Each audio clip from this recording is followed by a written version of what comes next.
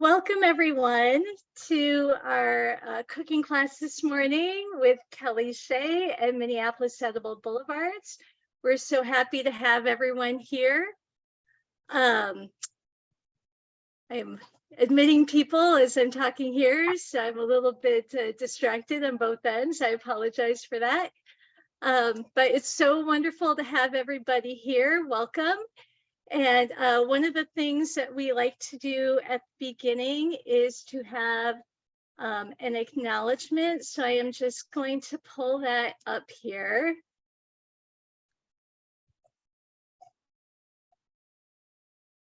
So we would like to acknowledge that we are on the traditional land of the Dakota and Ojibwe people, past and present, and honor with gratitude the land itself and the Dakota and Ojibwe nations. We also acknowledge the slaves whom our Minnesota economy was impacted by, with the legalization of slavery in 1857 and prior, when slaveholders were investing their profits in entire towns like Shakopee and Belle Plaine. We hold our Native and African descendants of slaves relatives in our hearts and pledge to create food justice practices as we begin our class today. So we want to welcome you again. A couple other people are coming in here. My name is Michelle Shaw. I have an initiative called Minneapolis Edible Boulevards, and we are about working towards food justice, especially in our neighborhoods that historically have not had food justice. We started back in 2019.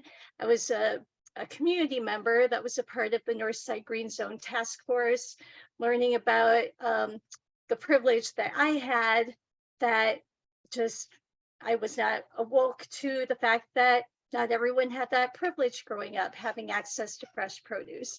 And so we provide resources to people like how to create a garden, how to transform your boulevard into an edible garden, soil testing to make sure it's safe to do that. We provide soil, organic soil, compost, gloves, trowels, try and find volunteers if people need that and don't have their own network to help them on the day that we come out and teach them if they need it. So, and we provide cooking classes, and you'll hear about the class that we're going to have in a couple months when we get to the end of this class. And we're so excited because we're going on our third year with Kelly being our instructor, being one of the pioneers of our cooking classes back in 2020. So I am going to turn it over to Kelly and let you tell us a little bit more about yourself. So welcome, Kelly. Thanks so much, Michelle. It's always an honor to be here and support this initiative and to meet new faces and to cook together. So thank you again, Michelle, for the opportunity to share in this way with this initiative. And thank you for that land acknowledgement as well. So yeah, as Michelle said, I'm Shay. I wear many hats, I like to say, because it's true. And one of them, I'm very passionate about food justice and growing your own and eating clean, healthy food and accessibility to clean, healthy food. So I'm a gardener, I'm a mother of three. I live in Brooklyn Park. I run a business called Harmonious World and Wellness. And with that business, there's a lot of branches, but I also do events that bring together wellness and entertainment. So I work with a lot of different artists and healers in the community and create these events that empower and uplift and restore, essentially. And then also part of the wellness branch of my work, which these plant-based cooking classes is a part of that, is I also teach yoga and meditation classes. I do empowered living sessions with people. I do nutrition, coaching, and herbalism, as well as iridology, looking at the eyes as a way in to assess the organ and glands and the tissue states of the body.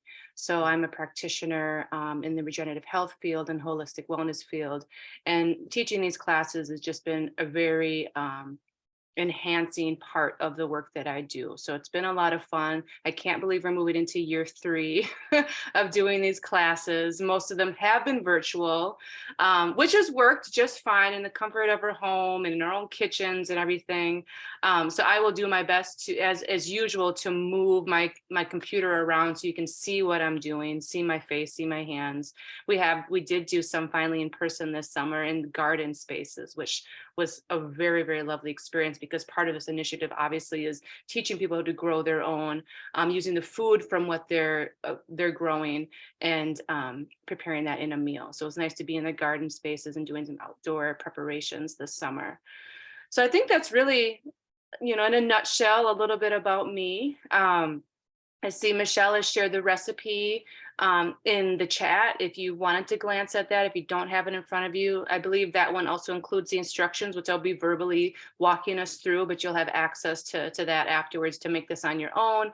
And Michelle also mentioned that if you don't have all the ingredients here with you today, it's just fine. This is being recorded. You have the recipe, so you can make it on your own, and you can tweak it as you need, as you prefer. So we're making veggie chili, loaded veggie chili. And I say loaded because there's like 5+ vegetables in it. A lot of times, so I grew up having chili, maybe you did too. It was like basically ground beef and beans and some onions and garlic, maybe one other vegetable, maybe some carrots or tomatoes, right? That's kind of your typical American chili. So this recipe was designed with a lot of the foods that we can grow in our garden. Some of them you may not have grown before or aren't too familiar with, but most of them you should be. I kept it pretty simple as far as the veggies. So we have zucchini, we have red and green pepper, garlic, tomatoes, jalapeno or poblano pepper. Any spicy pepper. Peppers are very easy to grow in your garden. Zucchini too. If you've grown zucchini, those tend to take over. I've learned my lesson with zucchini, but that's a great one. Carrots, onions, corn. We'll be using organic corn, and then I think that's all for the veggies. And then 3 different kinds of beans, which is kind of fun just to add more color and flavor. And I also want to say, and Michelle shared this on the recipe, or it was added on the recipe, that growing your own, you know where the food is coming from, the soil more than likely, that the food hasn't been sprayed with chemicals and pesticides, glyphosate, it's toxic chemical that's sprayed on our food, and the commercial food, and it's water soluble. So it's in our air, water, soil food, so we really can't avoid it. But what we can do is try to eat as clean as possible. And you have the dirty dozen and you have the clean 15, and that should be on the doc that Michelle shared with you. So if you can't always eat organic, I'm an advocate of eating organic as much as possible. But if you can't always do that, try to always stick with the dirty dozen. Those ones you want, those vegetables and fruits on that list, you want to try to always get organic. If you can't, Michelle had also, I overheard her mention just a way to kind of clean your food or soak your produce that might not be organic, to try to remove some of those toxic chemicals that's sprayed on the food. So that can be vinegar. Sometimes there's vegetable sprays out there, but that's really not necessary. Save your money and just use some vinegar and water and scrub it good. So with that, let's go ahead and get started. This recipe chili is pretty simple and straightforward to make. So this shouldn't, once we get everything in the pot, we'll allow it to cook for about 30 minutes, and then we'll just chat during that time.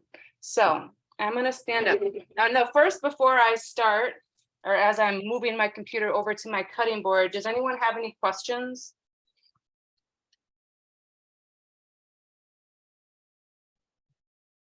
No, but one thing I will just add is one thing that we learned in one of our classes is that it's kind of nice to have like a little baggie or something available for like, things like tomato rinds or anything that we may not be using that might end up in the compost, because that can be used for veggie stock, and then we stick it into the freezer. So just wanted to put that out there in case anybody would like to start creating their own veggie stock. That is a great idea. So, yes, yes, yes. I'm shifting things a little bit here. So the first thing we're gonna do is we're gonna start warming up the oil in the pan, in the pot. So I don't have my normal extension cord here, but what I want to show you is that you want to have a big pot. It doesn't have to be this big. I'm just choosing to use this larger one right now. I don't remember how many ounces it is, but we're making a smaller batch of chili. So I said serve 3 to 4 people, just, I mean, depending on how hungry you are, but we're making a smaller batch of chili. But there should be enough that if it's just you that you're cooking for, or just 2 of you, that you can always freeze it. There should be some leftovers. So I already have my pot right here on the stove.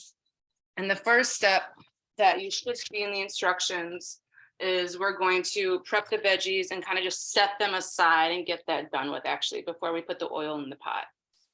So as far as prepping the veggies, we're going to first dice the onion. I'm shifting this around a little bit more. I've mentioned before that my computer has to stay plugged in. Otherwise I'll lose you. So if for some reason it doesn't stay plugged in, or if for some reason I just disappear, I'll be right back. I noticed that it came out of the plug. All right, so let's start with, so the first thing that we're gonna put in the pot is going to be the onion and the garlic. So we're gonna chop the onion and garlic and just set that aside if you have like a smaller bowl, and then we'll chop the other one. So we're keeping some of the produce that we're chopping a little separately. So I have a whole yellow onion, and then I have some garlic. And so let's start with the onion. And I have a bowl here, a smaller bowl that I'll be putting this stuff in. All right. Let me get my larger knife. This is a pretty big onion. Now, I like onion. If you're not so much of an onion fan, maybe half of this would be just fine for you, or maybe even a smaller onion. But I'm going for this whole one here. Can you guys see okay? And I have my compost bowl. And as far as the size of the onion, or how small we're chopping it,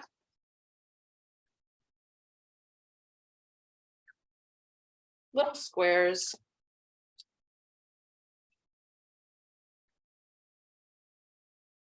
So they're not too big. They're not too small either. So you guys see that okay as far as the size goes?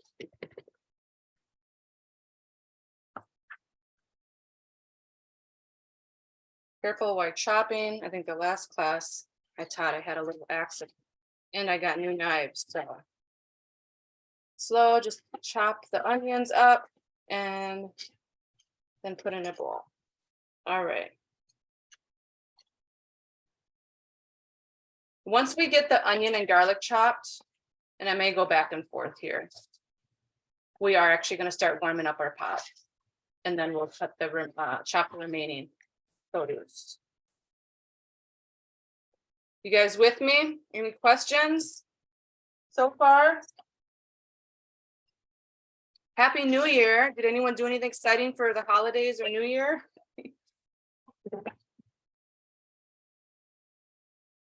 Travel anywhere exciting?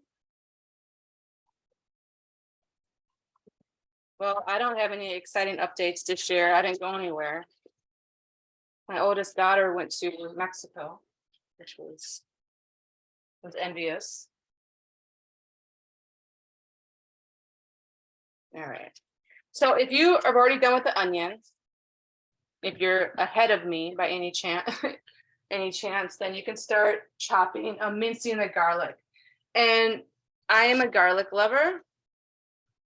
And so I said 4 cloves of garlic. If you really love garlic, you can do 5 or 6. Or if you don't like garlic so much, you can do less. I have shared before that I am very much an intuitive cook. And I like to tweak things sometimes as I prepare.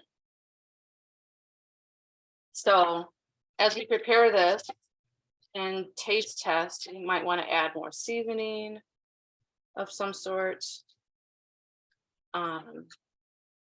And you can alter in any way that you like. I'm still going to do 4 cloves of garlic. Some people don't like to even chop garlic up. It can take a little while. So you can also get, minced garlic, organic garlic, already prepped in a jar.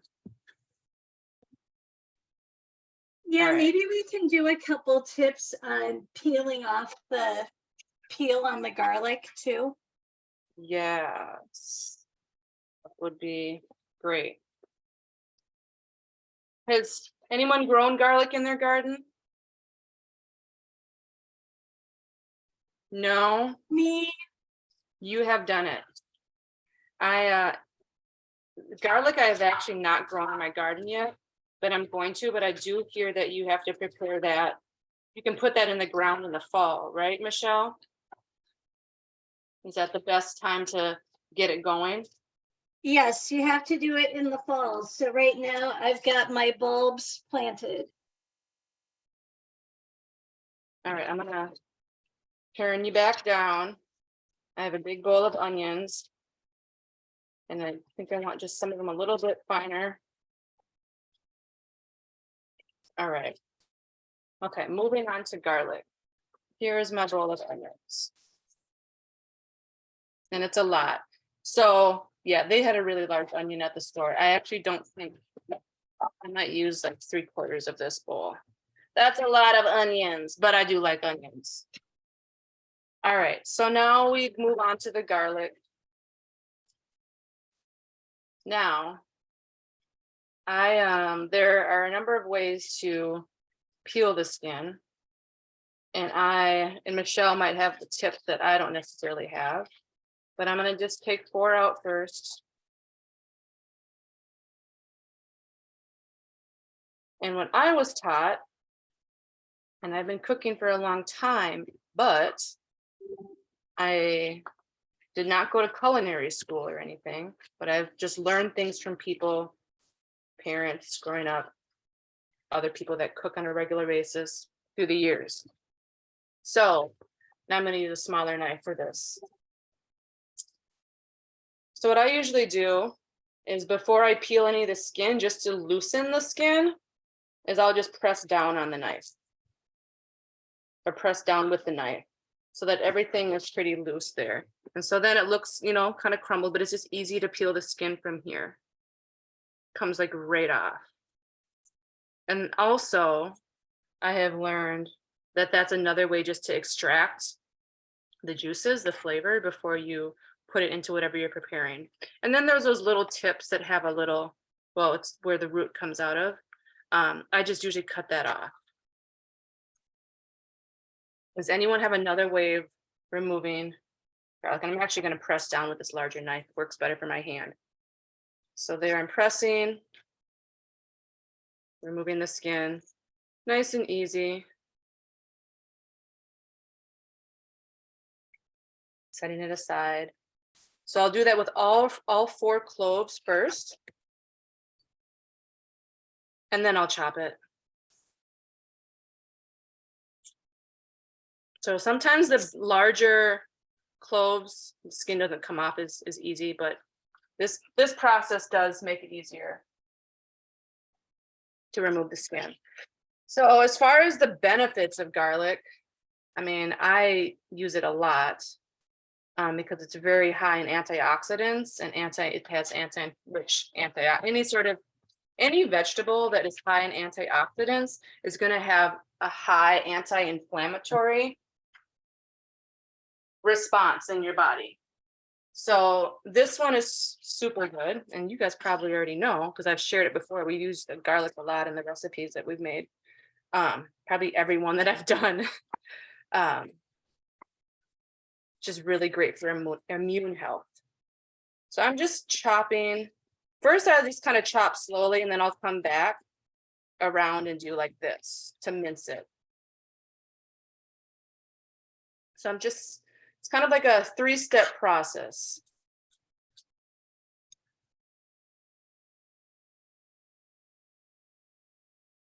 And there's probably even a better technique. Does anyone have any other tips that they use for chopping garlic or peeling the skin off garlic?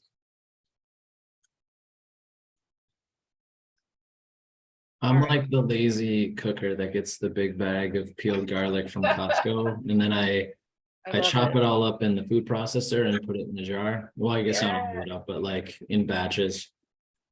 But it's not.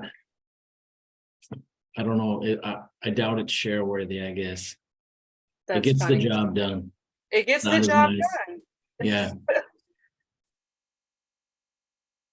Well, I have done that before, and I think it's great that you like put it in a food processor and then just jar it up so it's ready. Yeah, that's really handy. Yeah, like That's nice. yeah. Okay, so we have the onions and the garlic prepped. Next step, we're just gonna start heating the pot up on medium heat. Add the oil. We're gonna let the oil warm up for 1 to 2 minutes. So I'm gonna turn my camera around so that you can see me. But we're gonna use whatever olive oil, grapeseed oil. We're gonna put about 1 tablespoon in the pot. Okay, so let's get that going. And then we'll come and chop the rest of these veggies. So I'm using grapeseed oil today, as I've been trying to eat more alkaline, more healthy. Olive oil is great. Grapeseed oil, Dr. Sadie approved. So he was all about alkaline, balancing the pH in our body. So I've been using grapeseed oil a little bit more because it seems to be just the oil, the healthier oil of choice. And I like it. It's got a nice flavor. But it is more expensive. So there's that, right? But I see it as an investment in my health. So turning the pot to medium heat, add 1 tablespoon in there. Let that warm up for like 1 to 2 minutes, as I said. Okay, and then we're going to add our onions and garlic. So I'm just gonna leave my garlic here to the side, my onion bowl to the side while that's warming up for a minute. And I'm gonna start getting these other veggies ready. So that would be our carrots, zucchini, and peppers. Okay, so we can start with the peppers. So I have a red and a green. I really do like color in my meals. So, I think traditionally, or even growing up, I would use just like green peppers. But I really like using the red and the yellow nowadays. So getting your peppers prepared, getting those white parts out, which they are edible. They're just a little bit more of a bitter flavor. So that inside part I always remove. And like Michelle said, that's something that could be like just saved for stock. And I'm trying to like multitask and also watch the chat. Oh, Marie and I are talking back and forth a little bit about the garlic. Oh, okay. If there's something in the chat that is for you, Kelly, I'll try to holler at you. I appreciate that. I'll freak out. I'll put my hands up. Okay, good. And freak out. Yeah. I know some people like to engage in that way, like with Sure. me, and it's obviously I try to manage it, the chopping and the chat. Yeah, there's a lot going on. Yeah. Okay, so That red pepper you had seemed like it seemed like really amazing. Where'd you get that from? I got that from Northeast Co-op. Or okay. East side. I say Northeast all the time, but I do yes, too. it confuses me. It's over Yeah. Northeast. It should be Why did they called do Northeast that? Co-op. Yeah. Sometimes I wonder why they do that. I mean, I don't know. East side. Is it eastern, north? Well, it's northeast, but I guess It's they're just east getting compared to North Minneapolis, I guess. It's not really like, yeah. that's the reasoning behind it, but I won't try to think too hard on that. All right, so now who is cooking along with us? Gerald and okay, Gerald and Linda. I'm gonna get my bigger knife out here. I'm cooking along, but I'm making kind of a standard chili that I usually make, and Nice. so I'm in between. Okay. I'm cooking along and I'm learning. Love it. So it's been a minute. It's been like 2 minutes, right? Since our oil has been warming up. So pause on the chopping of the produce, of the other produce, and let's just add in the onions. Okay. So I'm just going to kind of move the pan around a little bit, the pot, just to get the oil all the way spread out on the bottom, and then I'm gonna add the onion. And yeah, I'm not gonna do Kelly, did you do the peppers about like the onions? I did. Yep, so I chopped them about this size. I don't know if you can see that. Yep, about the same size as the onion. Okay.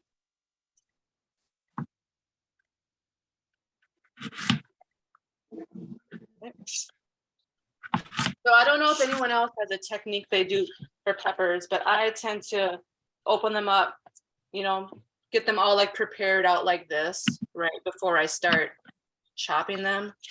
And then I chop them in like rows, and then I do my chopping this way. Or in strips, that was the word I was looking for. So then I chop them in strips and then chop them in the squares. That's kind of my method.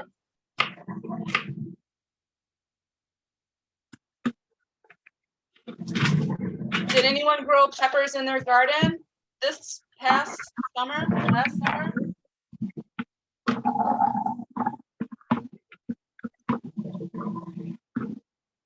So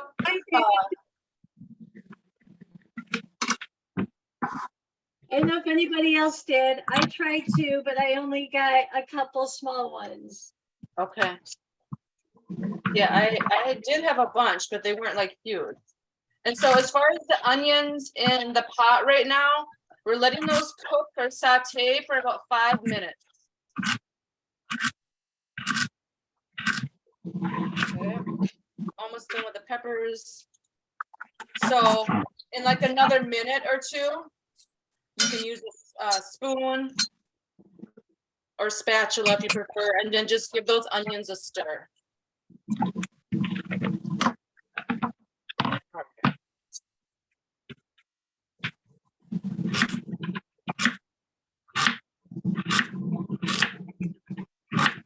Getting those peppers done. Then after the peppers,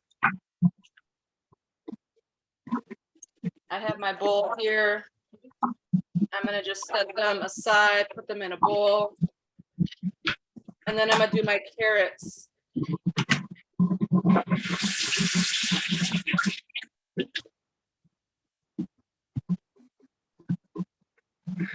Hey, Kelly, this is Rich. Hi, Rich. How you doing? Hey, guys. Good. I am also cooking along with you guys. I was able to get to the store and get everything, so I'm here. All right. I'm awesome. I'm glad you could make it. Okay. Yeah, me too. So I have the bowl of peppers. I have 2 carrots. Okay, so I'm also going to chop those up.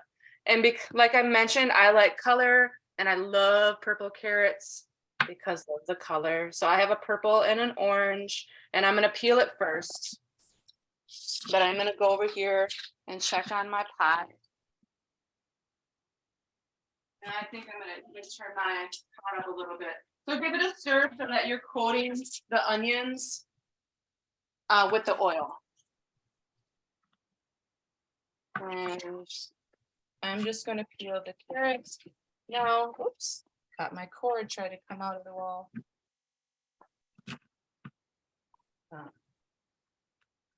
Now I tend to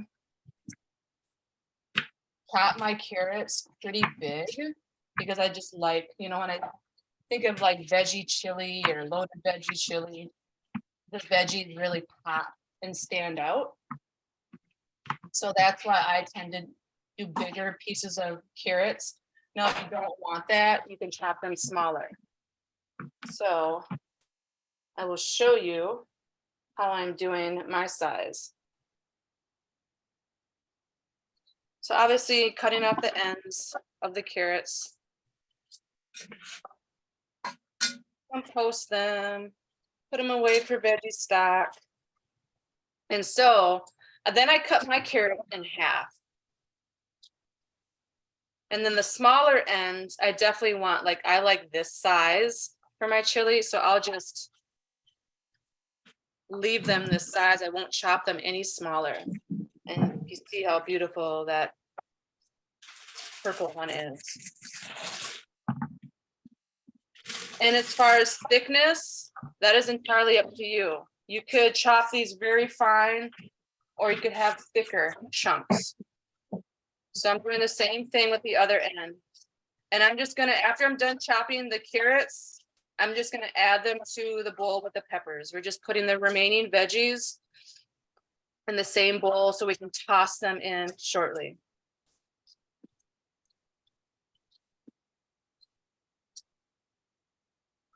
And so I don't think I mentioned it. So peppers, I always like to, you know, add a couple of notes about the produce and their health benefits.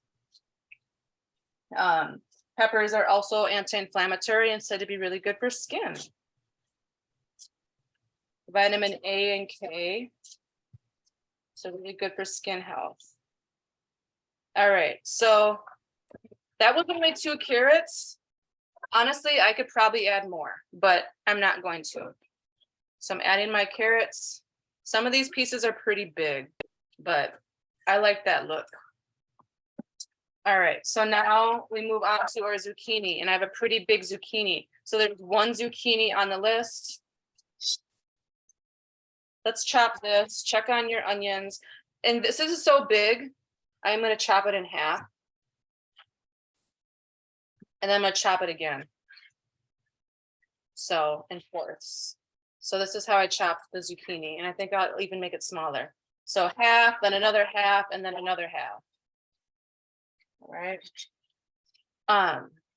And depending how thick you like your veggie or zucchini chunks or want them in this recipe, you could leave it like that, because then I'm just gonna chop. Now that might be a little big, this size, right, for some. So you could even do 1 more half and make it smaller. And that's what I think I'm gonna do. And I'm not chopping them too fine. I like the chunks. So after you're done, Kelly? yep. Oh, yeah, I was just gonna jump in here and say, unless you wanted to finish something about cutting. No. Okay, yeah, I was just gonna jump in here and talk real quick about the cost.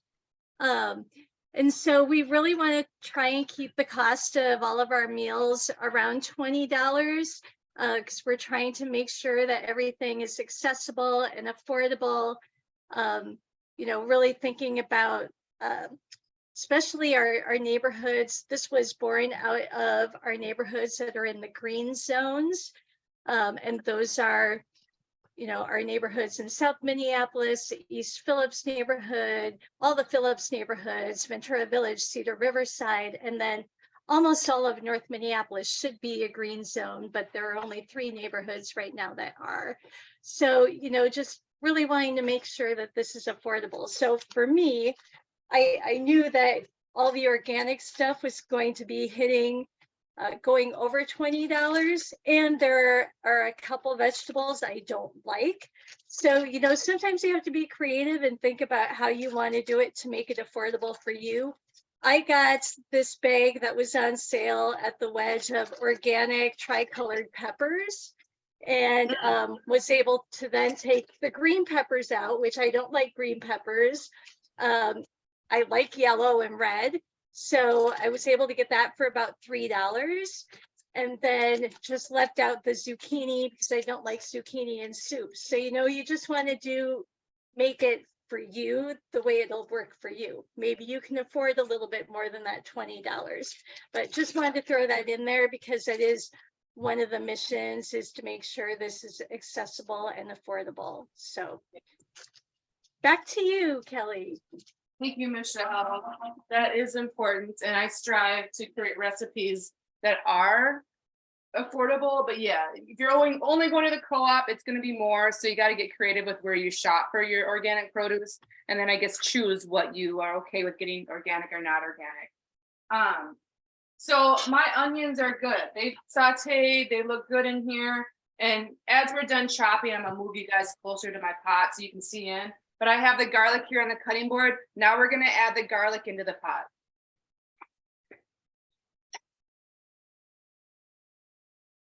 We're gonna cook that, saute that with the onions for about 2 minutes.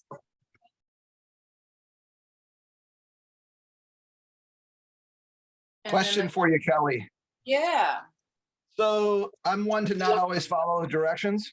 Yep. And I put my garlic in with my onions, not thinking about that. Perfect. That's fine. What is the risk of putting your garlic in at the same time as your onions? That it just might burn. Yeah, I would It just might burn. Yeah, it just might burn. So I would just be mindful of the temperature that you have the stove on. Yeah, so you might want to put it at like a 4 instead of a 5, but your stove 5 might be just fine. But I would just watch it so that the garlic doesn't start to burn or get like brown. Exactly. So yeah, I dialed it down big time, and I don't have numbers on my old stove, but I know what you're talking about. Yep, exactly. Good question. Okay, so we have that over there for about 2 minutes.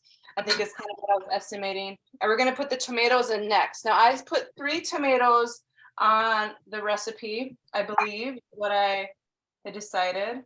Where are you? Oh, I said 4 of your choosing. I got these beautiful ones from the co-op, and then I have this one. I do have another tomato, but I'm going to go with 3. So like I said, I tend to tweak as I go. What feels like is going to be enough.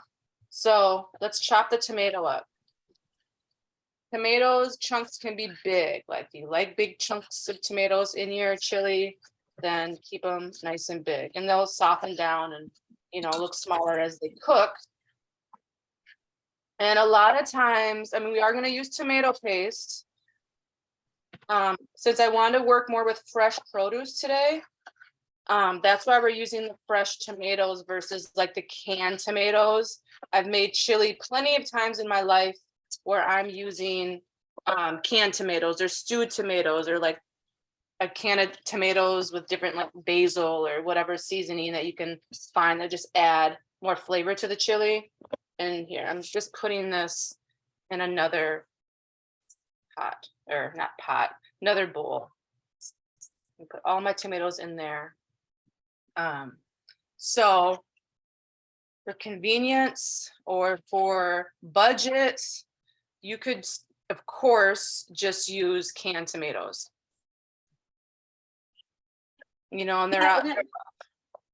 Oh, I was just going to add to that. And of course, one of the things that, you know, we would be hoping is that people would be growing these things in the spring and summer. So all of that would cut back on the cost anyway. So, you know, you can make this in the summer when you have these vegetables, and then freeze it so that you actually have the chili for the winter.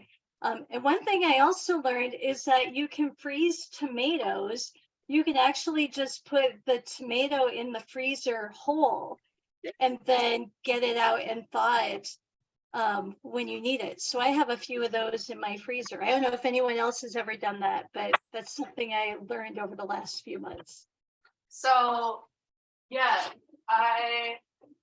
for the very first time, and here's an example of my bag of frozen tomatoes. I've never done it before, but I had so many tomatoes because I love tomatoes.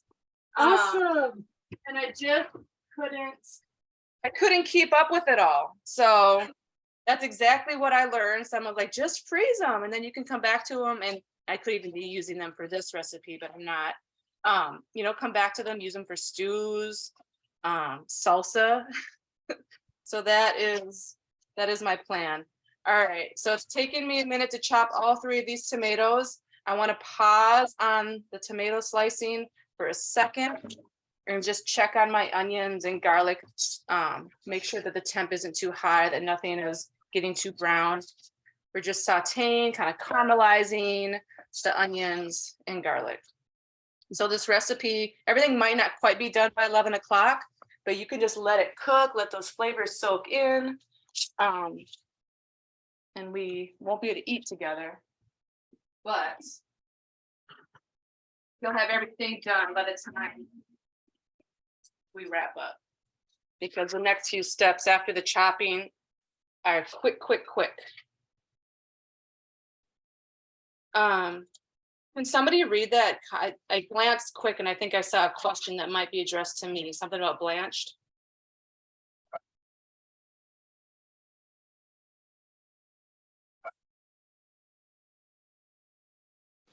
I was just asking about whether or not you have to blanch the tomatoes and if one bag works, or do you have to double bag so you don't get freezer burn? Well, that's a good question. I just used freezer bags, and this is new for me. This is an experiment. Michelle, do you know? I didn't even put them in bags. I just have them in my door. From what I heard from a friend who has done this, often she just said you can just throw them right in. You do not have to blanch them. No. So that's what I did. Great. Yeah. So easy Great. And enough. Michelle, do you have you noticed any taste like freezer burn? It just seems like everything that I put in my freezer at some point gets freezer burn. So, and I notice the taste. Marie, I will have to keep you posted because I have not used any yet. Okay. Maybe you just need a lot of garlic then when you use them so that you can't taste the freezer burn. I will definitely keep you posted. Okay. I love the idea of using less plastic for sure. Yeah. Okay. So I have my tomatoes in a container. I'm just giving them a mix. You don't need to do that. Now we're going to add the tomatoes to the pot. And I didn't mention the jalapeno yet. You can chop that if you haven't chopped your spice. Tomatoes are going in. Oh, the smell of garlic and onions together is the best. How is everybody doing in terms of keeping up? Yes, let's check in there. Mom and Dad, where are you at? I'm going to bring this. We're keeping up. Keeping up? Okay. Is any- So the tomatoes and onion, the tomatoes now added, that is going to saute or cook down for about 3 minutes. All right, there's my bigger knife. So we're adding the tomatoes right now? Yep, so in the pot, you should have the onions, garlic, tomatoes. We have not done any seasoning yet. And then when we're done, when it's been like 3 minutes to let those tomatoes cook down just a little bit, we're going to then add the tomato paste next. And then we're going to do the water and the veggie bouillon if you have that. And when do the peppers go in? We have not added the veggies yet. We're going to add the rest of the veggies after we do the tomato paste and the water and the veggie bouillon. Okay, thanks. Yep. You had asked about tips. And one of the tips I'm finding today that really helps is having a good knife.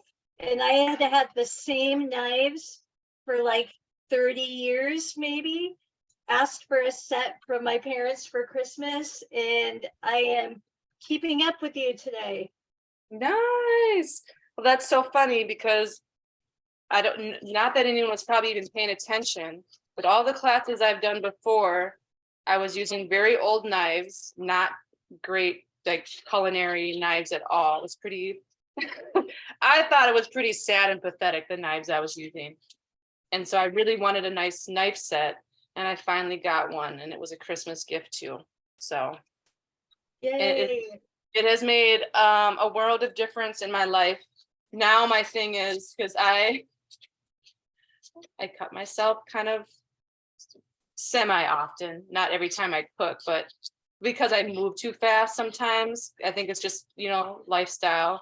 But now I just need to be careful. Don't cut myself with these sharp knives.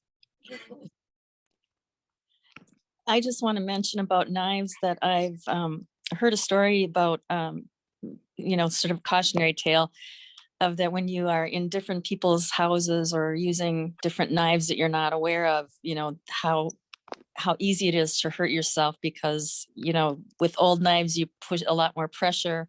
Yes. New knives, you don't have to. So that's just a good point to bring up about how they can really affect how they're used. Yeah.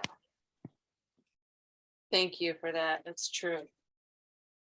And that's what it was. I was pressing too hard on the knives that are no good. I was talking with a friend just last night who's a chef, and she's gone to culinary school and very successful. You guys probably know her, heard of her, Michelle. We went to middle school together. Michelle. Okay. But Michelle Cunningham. Yeah. Cunningham? oh yeah. Yep. So yeah, I was speaking with her. I was like, I would really like to take some like knife cutting skills. Are there any classes that teach that? She didn't know of any, but okay. So I'm gonna shift the computer over because we're gonna be by the pot mainly now. So I have my veggies, but I'm gonna set those aside because we're not putting them in quite yet. But we are getting ready to put our tomato paste and water in. So grab your tomato paste. Oops. Let me move this here. And, there's a lot of different things said about cans and the aluminum that are in cans.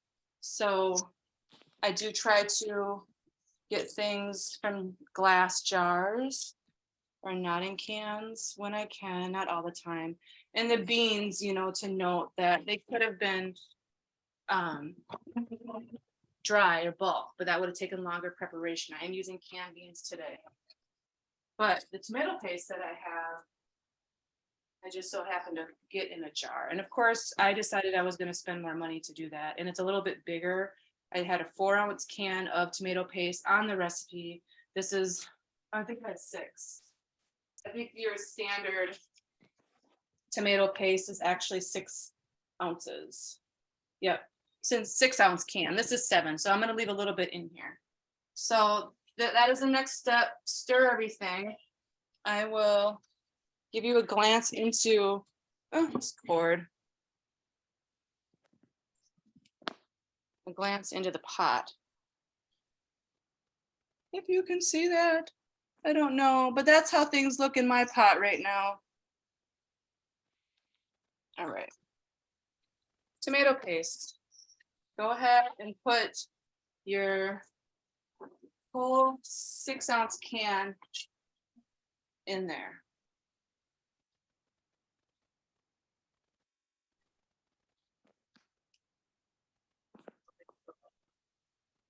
All right. Give it a stir. We're gonna let that cook for about 1 minute. Now you can start to kind of turn it up a little bit. The stove. I still have mine on. I had mine on medium, which I have numbers on mine. Medium is a 5. I'm turning it up to 6. Just making sure you're coating everything really nicely. I think that would probably be a little bit more there. All right, tomato paste. And then we're going to have the water. And I said 2 to 3 cups. We're going to start on the lower side and just do 2 cups of water.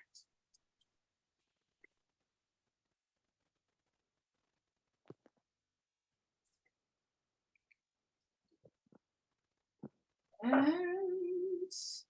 I'm just gonna put that in a cup.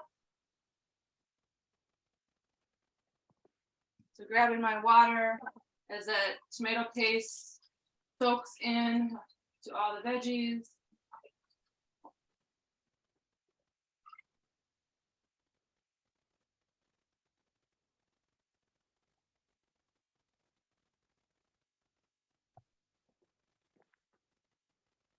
All right, so I have 2 cups of water that I just put in this glass. I'm gonna go ahead and pour that in.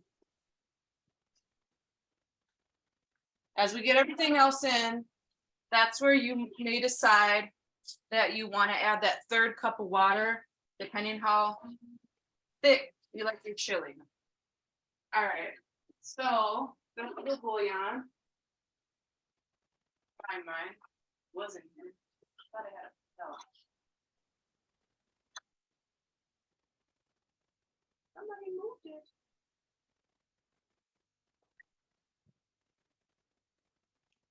I got scared for a moment. I knew I had some. Okay, so I get this from the co-op, you know, and again, it's a little investment. It's the organic, better than bouillon, but you can make your own vegetable stock. I need to get better about that, but these ingredients are pretty clean. It's very, you know, any type of like bouillon though, it's gonna be really salty. And then yes, this has the maltodextrin, which that's like a very high sodium content. That's like a salt. So You can get the reduced sodium one though. you which I can have. get the reduced sodium one. Yep, that is a good point. So when you do want to use stock bouillon, just note that, you know, you may not have to add as much salt into the recipe as a whole because this already has salt. Okay, so for the bouillon, we're doing 1, oh, not, that's the salt. I have to look back at my own recipe. Bouillon, where did I have that? 1 tablespoon. So go ahead. There we are. Add 1 tablespoon of bouillon, and I'm just going to scoop it out. And then let's begin to turn up the pot a little bit more. So I'm turning mine now to like between the 6 and 7. We're going to stir everything. Stir everything in good. All right. Now for the beans. It actually doesn't matter. We could do the veggies next. I think in the instructions I said add the beans next, but we might as well add the veggies next and just get those flavors soaking into it. So I have my giant bowl of the peppers, the carrots, the zucchini, and my poblano pepper. And I'm now going to dump that into this pot without spilling.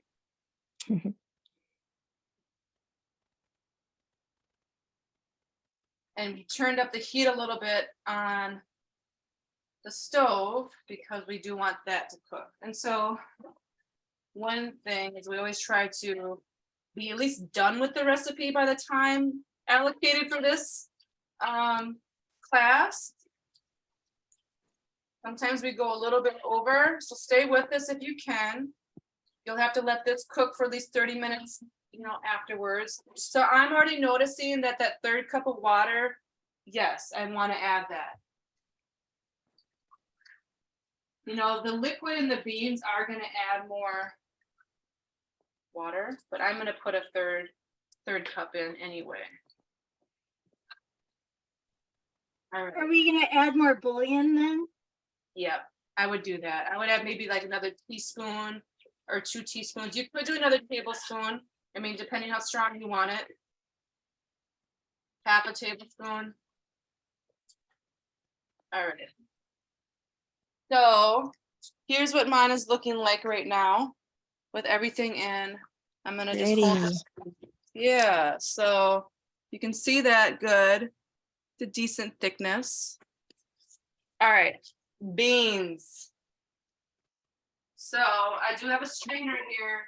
So I got a larger can of kidney and a larger can of black. And then I did find a can of the cannella, or jar. So Thank you, Okay, Elaine, for being Elaine. here. Thanks for being here. Hope you can try it on your own. We'll be All in right. touch. So I'm gonna open up my cans. And I do strain them. You don't have to, but I like to get some of that stuff off. Do you guys strain your beans from your can, or do you usually just dump them in? Does it depend? I dump them in. I like Yeah. whatever that is. I like the liquid. Yep. So I'm gonna do that with the kidney.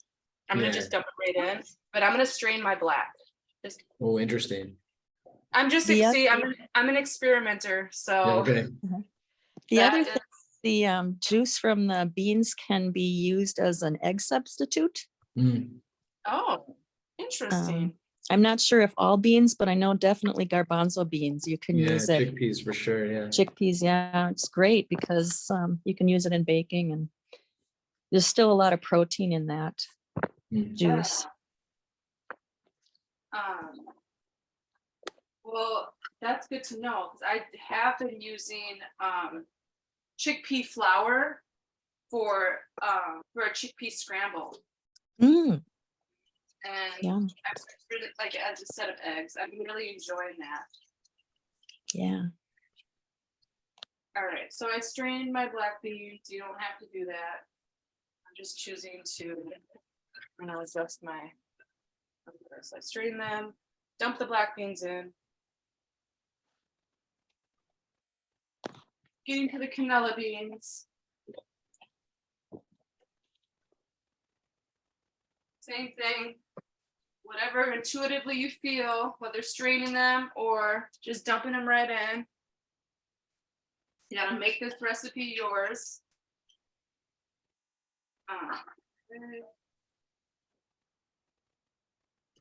And I got a smaller jar of cannella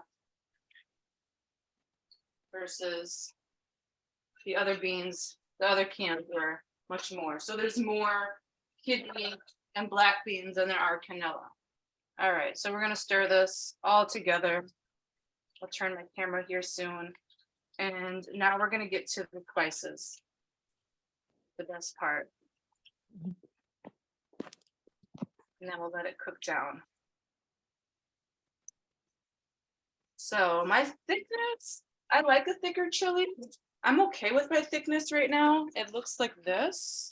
I'm trying to hold my computer as I stir. So that's like the thickness right now. You guys can see that? Okay. All right. Now the corn and the seasoning. So I did get a big organic corn in the co-op. And I don't eat corn a lot because it is one of those veggies that are really hard on the digestive system. Our body really doesn't digest it very well, to be honest. So and most of it is genetically modified. So it's not something I use a lot, but I really do enjoy it when it's in chili. So I have a 10-ounce bag of corn, and I'm gonna put the whole thing in.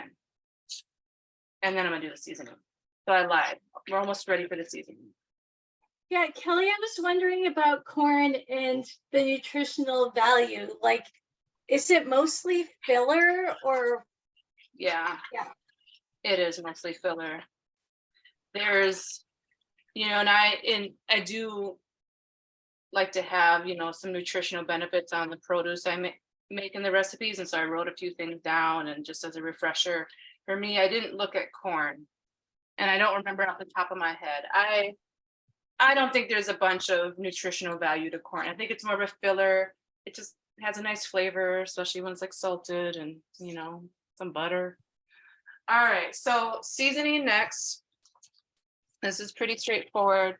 Let's go ahead and get our chili powder, 1 tablespoon. And I actually am going to say, because we added a little bit more water, at least I did, I'm going to use 2 tablespoons of chili powder. So I'm doubling it from what the recipe says.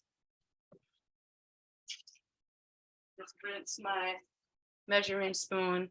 And I go to variety of places to get organic seasoning. This is just like 365 organic chili powder. That's Whole Foods. I do go there sometimes. All right. So your pot should be at like a 7, a little above medium. Okay, 2 tablespoons chili powder. And you might find after this cooks down for 30 minutes that you might even want to add a little more chili powder. Okay, chili powder. Then we have cumin. 2 teaspoons of cumin. But I'm going to do 3.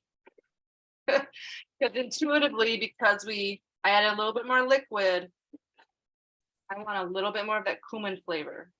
If you love cumin, I love the flavor of cumin. So, actually, I don't even have 3 tablespoons left. It's all I might talk, have Kelly. It's all talk. It is all talk, I guess. Okay, 1. Wow, I have. I'm the opposite with cumin. I always go easy on it. Do you? Yeah, I like it, but if it's too much, I don't find that. I'd rather have less than more, I guess. I hear you. Yeah. We're the Yeah. opposite, it sounds like, but that's cool. Yeah, I don't mind it, but it can overpower a recipe. So Oh, sure, yeah. yeah, I get it. So I don't know. This one was meant to have 2 tablespoons, 2 teaspoons. So What That's did you what end it up is. with? How much did you have? I got 2 exactly. Oh, you got 2, okay. Yeah, just what the recipe said. So Nice. okay. All right. And then it was salt, I believe was next. Himalayan or sea salt, your choice. Table salt has been processed at too many levels that make it more hard on the body. So, try to get it in its more natural state, and that's sea salt, or Himalayan. And I put 1 teaspoon of that. And remember, if you use, there it is.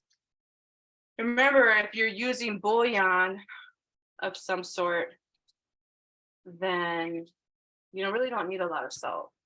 I do have Himalayan, but I'm almost out of my Himalayan, so I'm going to use my sea salt right now. Will the flavor get stronger the longer this cooks? Yes, so you actually might want to let it cook for 45. I would just say at least 30 minutes. Stirring occasionally every 10, 12 minutes. Come check on it, give it a stir, add more liquid if you want. And you did notice, hopefully, the optional toppings that, makes it fun to garnish the top. So I did get some vegan sour cream. I'll show you that. This is the one I chose. There was another one there at the co-op that was a little bit more, but it had an ingredient that I don't know, it didn't resonate with me. So I want the cheaper one, but I've gotten this one before and it's decent. The Forager organic dairy-free sour cream. What's the base? Is it like cashew based or what's the? It's coconut and cashew. Coconut and cashew, okay. Yep. That's cool. Mm-hmm. Kelly, I know why you didn't get this one, because of the palm oil. Oh, maybe that's what it was. Did you get that at Eastside? I did, and I didn't realize that was one of the main ingredients. I've always gotten this, but it's tofu based. Oh, interesting. Tofuti. So yeah, I just never even looked at that. And then I also got the Colby Jack shreds to go with it. Oh, nice. That, and I didn't even mention that, but I actually do have some vegan cheese that is pretty decent.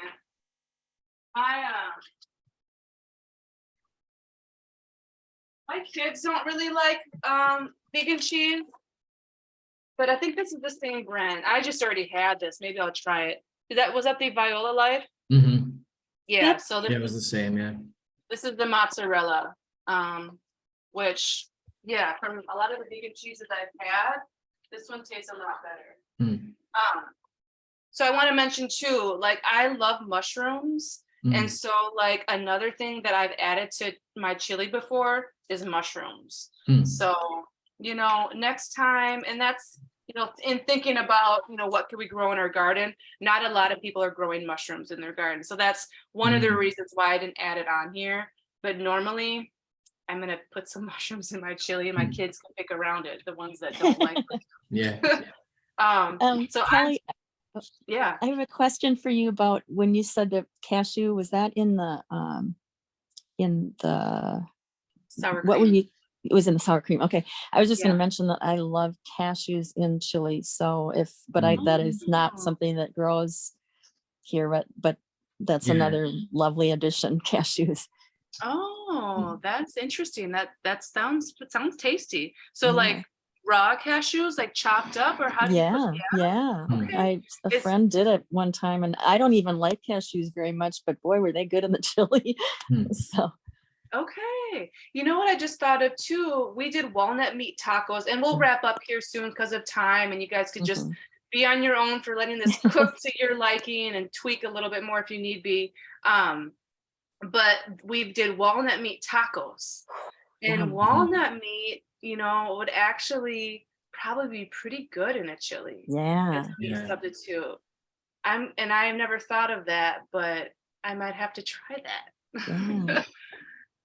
And I'd also add, you can make your own sour cream with cashews. So if you really want to get, you know, creative with the sour cream. And I know Marie had a question about salt.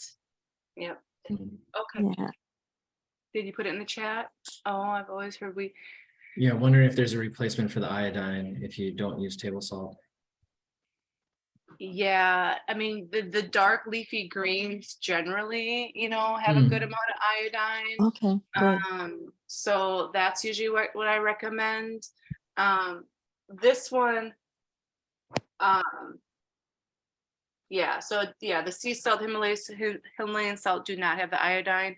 Yes, especially if you have a hypothyroid. Yes.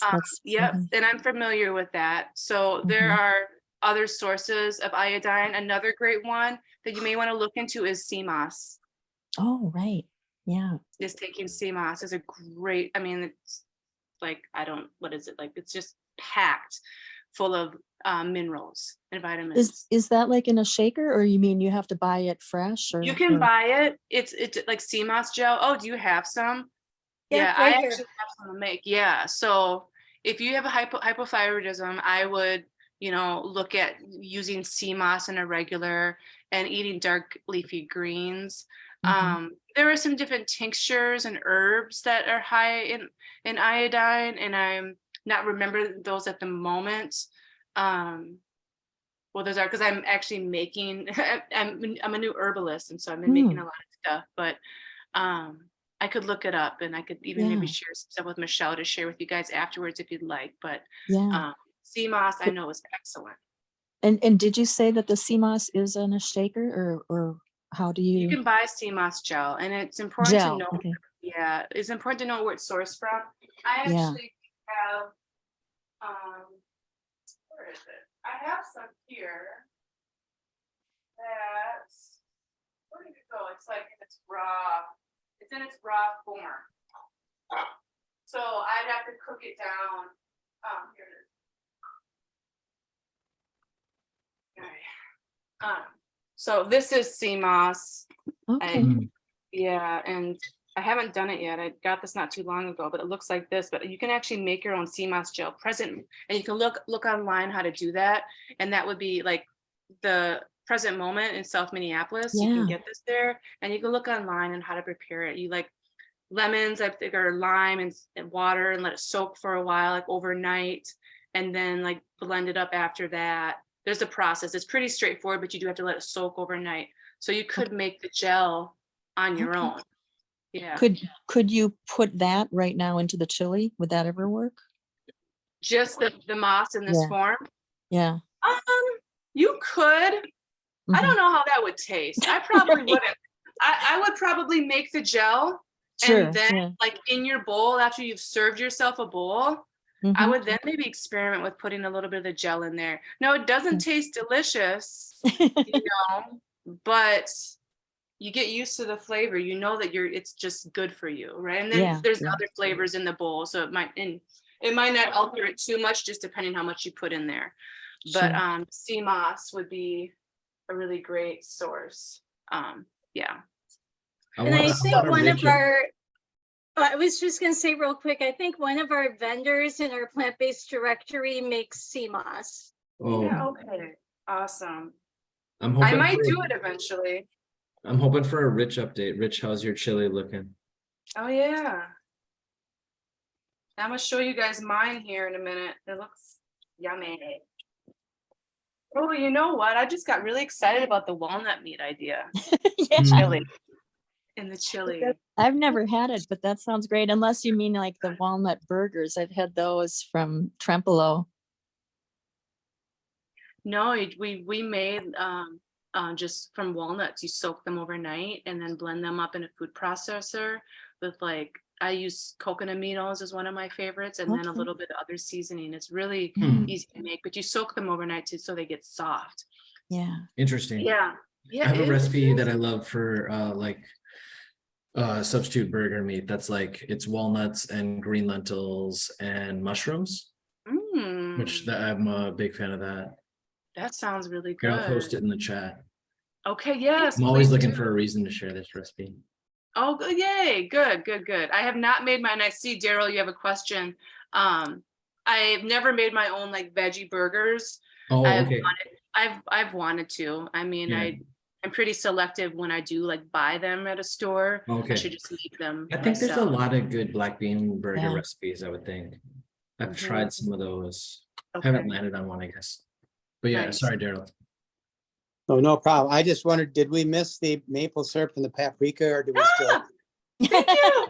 I was wondering about the maple syrup too. Thank you.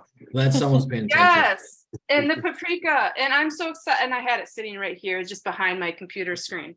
The paprika I have, I said smoked paprika. My friend from Hungary actually brought this back. So this is Hungarian paprika, and she called it something because obviously it has a different name, and it is so good. So 2 teaspoons. I'm gonna just use my little scooper. 2 teaspoons paprika. I love paprika. I might even add 3. I'm going to add 3.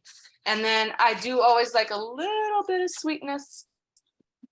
And when it comes to sweetness, I lean towards maple syrup or raw honey in recipes versus sugar. Now, some people will use brown sugar or something, and yeah, it tastes delicious, but I like that maple flavor. So add your paprika, give it a stir, or add your paprika and your maple syrup and then give it a stir. For maple syrup, I said 1 tablespoon or to taste. So I have a 360. I usually get this size from Costco because it just lasts so long, but I didn't make it over there. This one's probably just has a tablespoon left. So this is from Whole Foods.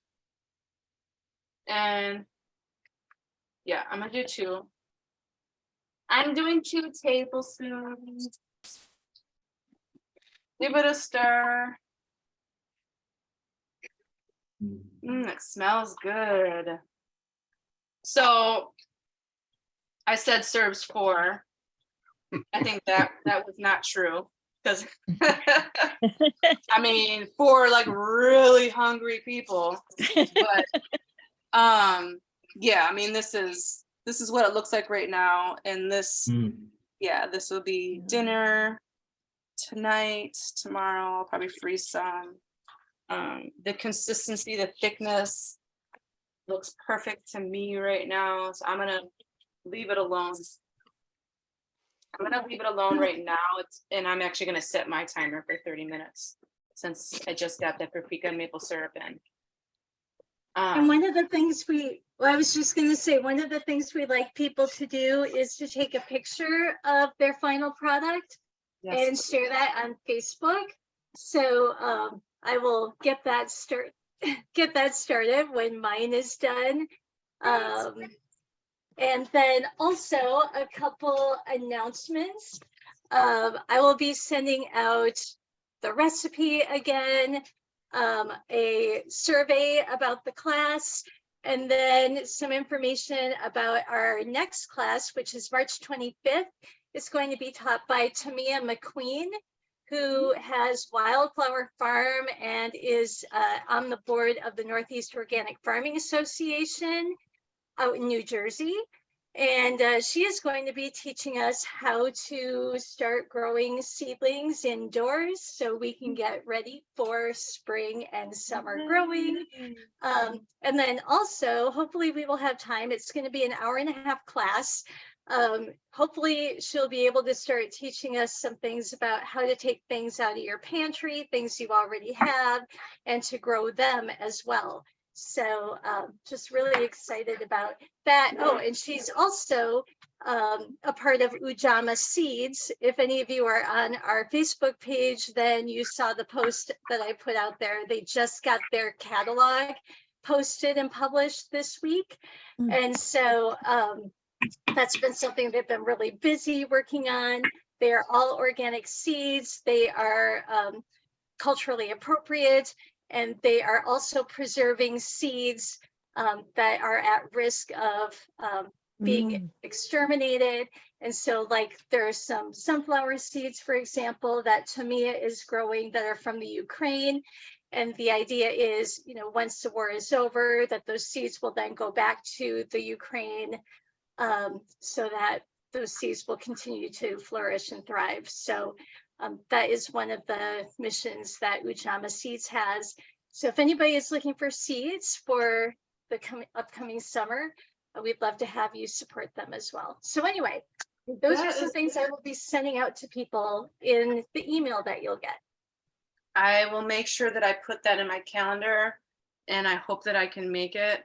That sounds amazing. I would love to be there and to meet her. Sounds like great work she does. So lovely. The last thing I want to say is, in addition to the toppings of your choice, sour cream, I did get avocado.